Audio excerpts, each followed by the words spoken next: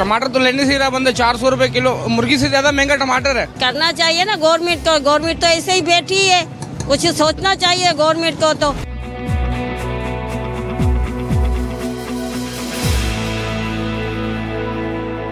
ये हफ्ते 10 दिन 15 दिन में जो है सिंध की क्रॉप इस वक्त होती है पूरे पाकिस्तान में, तो वो आ जाएगी तो हल हो जाएगा मसला।